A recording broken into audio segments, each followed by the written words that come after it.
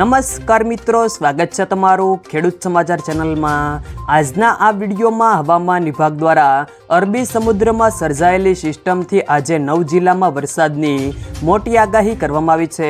તો આજે ક્યાં ક્યાં વરસાદ પડશે તે તમામ માહિતી વિશે આજના આ વિડીયોમાં વાત કરીશું। વિડીયોમાં આગળ વધતા પહેલાં જો તમે અમારી ચેનલમાં નવા છો તો નીચે લાલ કલરનું સબસ્ક્રાઇબ બટન આપેલું છે, તેને દબાવીને બાજુમાં રહેલા ઘંટી બટનને પણ દબાવી દેજો, જેથી અમારા આવનારા તમામ વિડીયોની માહિતી તમારા સુધી મળતી રહે। તો ચાલો શરૂ કરીએ આજનો આ વિડીયો। આજથી રાજ્યમાં પ્રી મોન્સૂન વરસાદની શરૂઆત થઈ જશે, જેમાં સાયક્લોનિક સર્ક્યુલેશન સક્રિય થવાને કારણે રાજ્યમાં વરસાદની આગાહી કરવામાં આવી છે। હવામાન વિભાગ દ્વારા કરવામાં આવેલી માહિતી અનુસાર 8 થી 12 જૂન સુધીમાં ભારે પવનની સાથે વરસાદ પડવાની આગાહી કરવામાં આવી છે। સાયક્લોનિક સર્ક્યુલેશન સક્રિય થવાને કારણે ગુજરાતના ઘણા જિલ્લાઓમાં વરસાદની આગાહી કરવામાં આવી છે।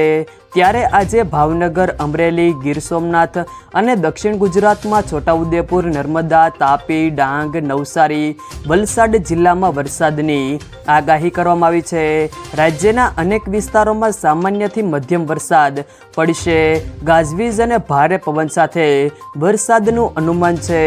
9 જૂનથી 11 જૂન મધ્યમથી ભારે વરસાદની આગાહી છે। અરબી સમુદ્રમાં હવાનું દબાણ સર્જાયું છે, ત્યારે દક્ષિણ મહારાષ્ટ્ર અને મુંબઈ સુધી સક્રિય રહેશે, તેમજ રોહિણી નક્ષત્રની પ્રી મોન્સૂન એક્ટિવિટીની અસર ગુજરાતમાં થશે।